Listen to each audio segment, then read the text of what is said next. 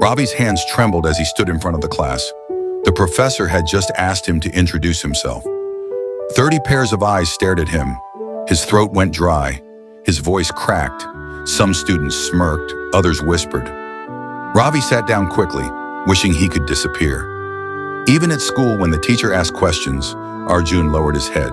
His classmates whispered, "He's shy. Maybe he's not smart enough."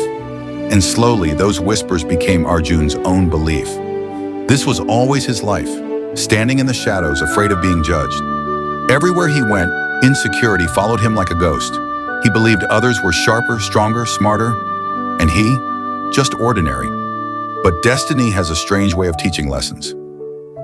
One late evening, while returning from college, Ravi's eyes fell on a cobbler sitting by the roadside. The old man worked under a flickering lamp, mending torn shoes.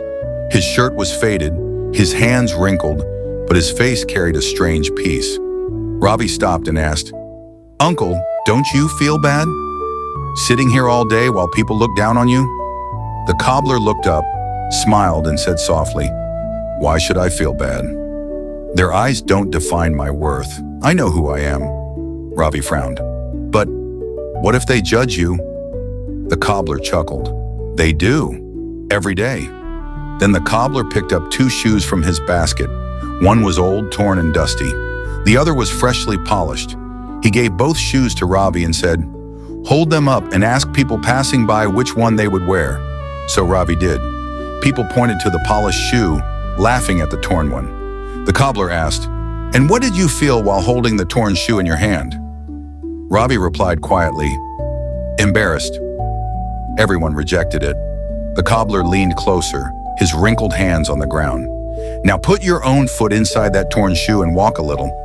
Confused, Ravi slipped it on. To his surprise, it was comfortable, soft inside, fitting perfectly. The cobbler chuckled. "See? From the outside, people only saw the dirt. But you felt its real worth by walking in it yourself. That's life, my boy. Outsiders will always judge, but only you know how it feels to walk in your own skin."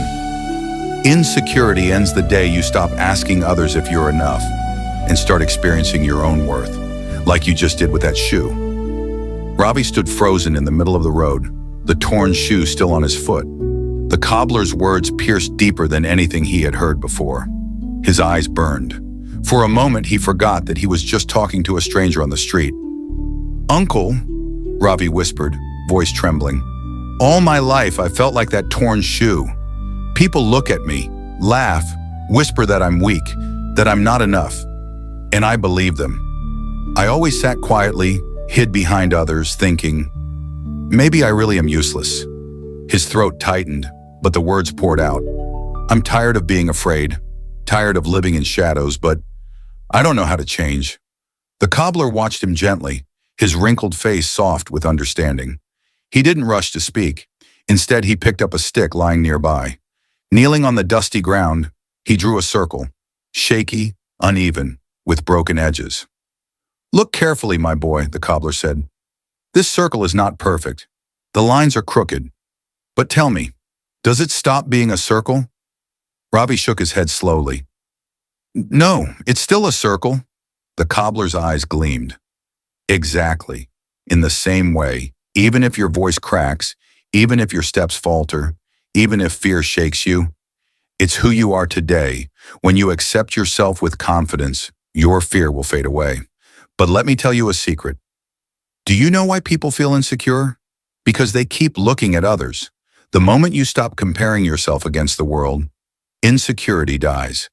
Insecurity ends the day only when you stop seeking permission from others to believe in yourself. Start competing with who you were yesterday." Ravi was shaken by those words. That night he couldn't sleep. The cobbler's smile haunted him. The cobbler's little experiment kept echoing in his mind. If a torn shoe could still carry me with dignity, why can't I carry myself with all my flaws? If a poor man with nothing can feel secure, what excuse do I have? The next day, Ravi tried something bold. When students laughed at his answer, instead of shrinking, he looked them in the eye and said, "Yes, maybe I'm not perfect, but this is me and am not ashamed. At least I dared to try." The class fell silent. For the first time, Ravi felt power in his voice. Day by day, he stopped copying others, stopped fearing opinions, stopped begging for approval, and slowly people began respecting him. Not because he was the smartest or the best, but because he was real with confidence even with his imperfections.